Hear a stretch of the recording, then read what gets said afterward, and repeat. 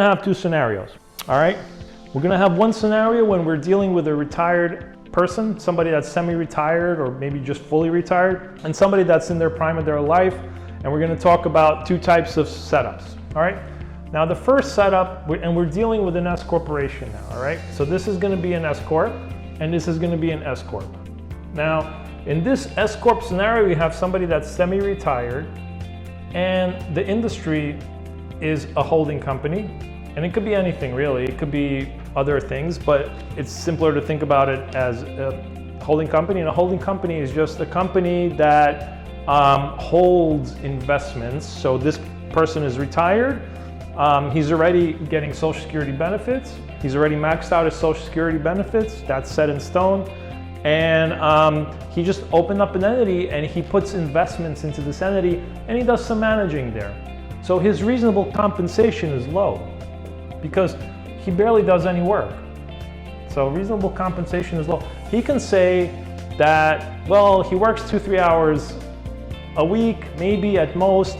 The investments don't do much, you know, they don't need a lot of work involvement. Every quarter he does accounting with the accountant. He spends a little bit of time there. It's not very detailed type of expertise that's needed for him to continue his job. His investor does all the investing for him. He's just basically keeping everything within this entity for legal purposes for limited liability. So his reasonable compensation is going to be low, and he can actually reason a $25,000 a year salary on a W-2. So that's our number one scenario, okay? And here's number two scenario, and this is going to look greatly different, all right, folks? This is going to be the prime of your life person, okay? The one that's a highly skilled consultant, for example, that has degrees up the wazoo and is in the prime of their life, is just out there making the bucks. So they're not retired, so they still need to get as much Social Security benefits as possible. So they need a good salary. And their industry is consulting. Awful handwriting sometimes, folks. I apologize about that. Consulting, okay? So they're doing consulting. So what's their reasonable compensation? Remember, it's not a choice. So this person is actually making bucks. They're a highly skilled individual. They have credentials. They're spending a lot of time working. They can't reason a $25,000 salary. They're probably worth, well, in our example, we're gonna set it to $150,000. So it's high. And the W-2 is going to come in at $150,000. So here they come to us and they say, what's the first thing out of their mouth? Well, how should I be an LLC or S Corp? LLC or S Corp? Always the big question, right? How am I going to do better? Well, remember, if I start off as an LLC, I can always convert to that S Corp. Once I start up, excuse me, as an S Corp, I'm stuck with that. So there's really not a lot of options once you started off as a corporation. So in this particular case, guys, you know what? You'd be surprised who's better off how.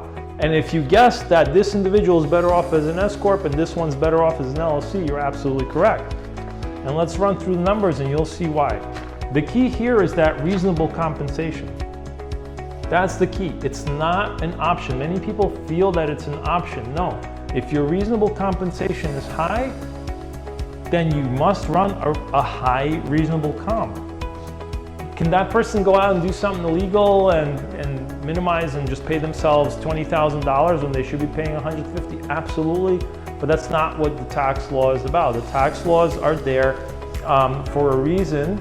And if you're circumventing them, then you're the one that's standing to be audited for a salary audit. And then you would have to basically pay back taxes for payroll and back late filing for payroll. Remember, payroll is a trust tax. Filing trust taxes late and paying trust taxes late, payroll taxes, is basically very heavily penalized because it's seen as taking money from the government, because the government's entrusting you with that.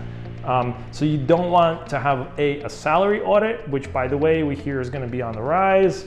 The IRS is going to be, and B, not only is it not doing that amount of withholding, it's also not withholding it timely. So anyway, besides all that, let's just go into our two scenarios. So here we have, let's look at, now this would be the first S Corp. So we're gonna set them up as S Corps. Okay, and again, I would probably form them both as LLCs first and then convert immediately as needed. So, but I don't want to confuse anybody here because this would technically be LLC taxes S Corp, LLC taxes S Corp if I already converted it. So let's just not worry about that. Let's just go run through the numbers real quick. And reasonable comp, here is low, this is high. Our profits from business, P from business, is 190,000. And this is for married filing jointly, by the way, married filing jointly. And we're using 2021 numbers, folks. I actually ran this on our tax projection software. We have tax projection software that has the latest updates and actually has 2021 tax law and figures built into it. We use the top of the line Ultra Tax software. And here we have 190,000, all right?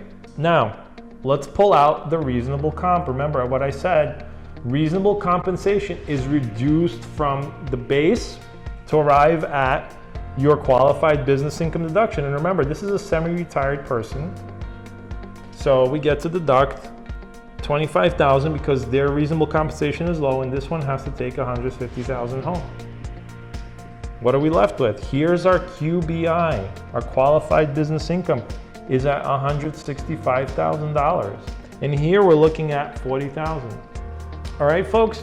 So what's my QBID, qualified business income deduction? And remember, it's 20%. 20% of $165,000 is $33,000. And here is only 8,000. What's going on, folks? What's the ultimate impact? Who's saving how much? S Corp on this side for federal income tax. We have FICA. And we have tax compliance costs. $20,955. Federal income tax. FICA tax, $38.25. Tax compliance, that's the accounting cost, $3,000. $27,780 is our total cost. Here, we're looking at $26,455, and here we're looking at $18,630, and the same $3,000, for a total cost of $48,085. That's a huge difference, guys. So just keep it in mind. This is the numbers now as S Corps. What are the numbers in comparison when we're dealing with the LLC?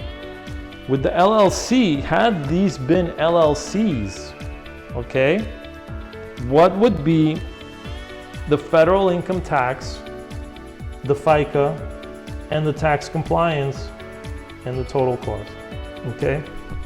Had this been set up as an LLC, all of the profits would have been subject to self-employment tax, so the FICA would be much higher, your Qbid would be much lower, but not by much. So let's look at the numbers. So actually, you know what we're gonna do? We're gonna rearrange all of this so it's easy to compare. You can always rewind and see the baseline. So here we are now as LLCs. So LLC, remember there's no reasonable compensation with LLCs. There's no such thing. But your QBID suffers, it goes down, okay? So no reasonable compensation, so my QBI starts at $190,000. But wait, it's no longer just 20% because there are some limitations, remember. So the QBI in both cases here would actually be $30,700 and it would not be $38,000.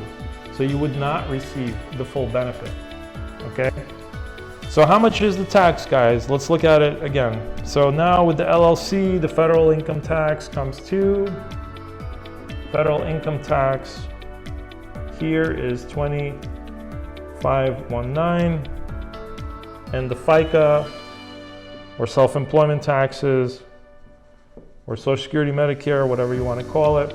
Your tax compliance is less because you're keeping things simpler.